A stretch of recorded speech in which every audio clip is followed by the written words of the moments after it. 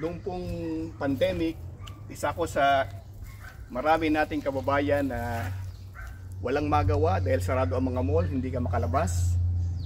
Kaya naisipan naming magtanim ng mga halaman. At isa sa nakita kong madali palang patubuin o palaguin ay ang mga bonggabilya. Kaya ito po ngayon siya ngayon. Marami sa kanila ang namumulaklak. Hanggang dito. Nag-upisa po ito as sa libangan lamang, pangtanggal lamang ng stress. At natutuwa ako nang dumami siya ng sobra at gumanda. Ito po, ako tuwan-tuwa ako sa halamang ito. So maata ito na, na species ng bonggabilya. Pero hindi lamang po bonggabilya ang aking napag-isipang itanim. Mayroon palang isang prutas na hindi tayo masyadong pamilyar bilang mga Pilipino. Ito po yung tinatawag na abyo o Putera cayumito. Isa po itong prutas na nanggaling sa South America o sa may Amazon region like Brazil at Colombia.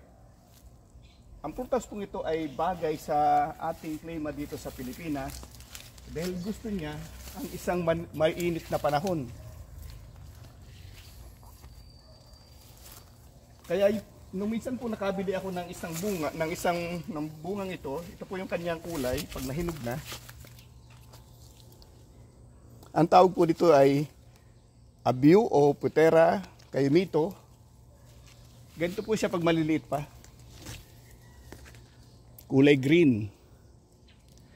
Pero habang lumalaki at namamature, naging ganito po siya.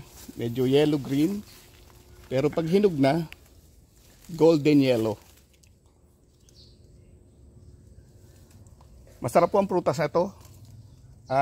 Bahagi po siya ng family ng mga cayumite o star apple, ang tawag natin sa Pilipinas. Kaya gusto ko pong ipakita siya. Tikman natin ang isang bungang ito. Alam niyo po, 3 taon lamang ito at namunga na. Ang laki po niya is almost 6 feet. Ito, tingnan niyo po yung mga bunga, maliliit pa. Oh. Maliliit pa yan. Siguro mga ilang panahon, baka mahinog na rin yan. After 3 years po, natuwa ako kasi namunga po siya ng marami. Mula po sa isang buto na aking nabili, na itinanim, namunga po siya. Tingnan niyo ang baba lang. Halos nasa hanggang baywang lang. Oh. Pero yung bunga niya tabi-tabi. Ito. Okay, tikman po natin itong isang ito.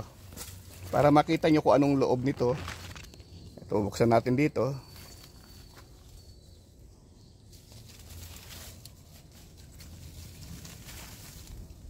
Ayan po siya. Actually, para siyang star apple pero creamy and delicious. Kadalasan po ang bungang ito ay meron lamang isang buto. Ito, ganito lang po itinanim ko, isang buto. After 3 years, namunga siya ng marami. Kung tutusin po, ito ang magandang itanim sa atin kasi bagay nga dahil mainit sa atin, gustong-gusto niya ang mainit na lugar. Tikman po natin to.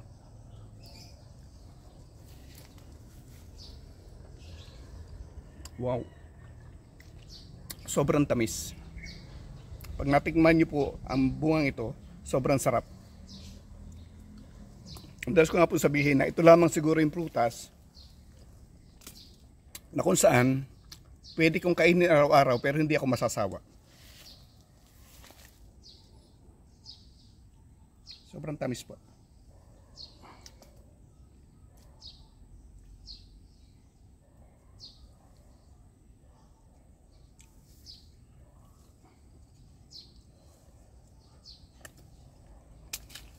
Tingnan po to, itininim lang namin to 3 years ago mula sa mga buto na akin nakuha. Ito nagsilago na po. Ito dito yata mayroon pang mga bunga po dito. Ito tingnan niyo to. Meron siyang, may bunga siyang maliit. May bunga po siyang maliit. Doon din may mga bunga po. Kaya kung kayo po ay merong maliit na bakanteng lote, pwede po kayo magtanim ng ganito. At maybe isang araw, meron kayong maraming supply ng Abyu o Quitera Caimito o Golden Caimito kung tawagin, o sa ating tawag dito is Yellow Strapple. Thank you very much.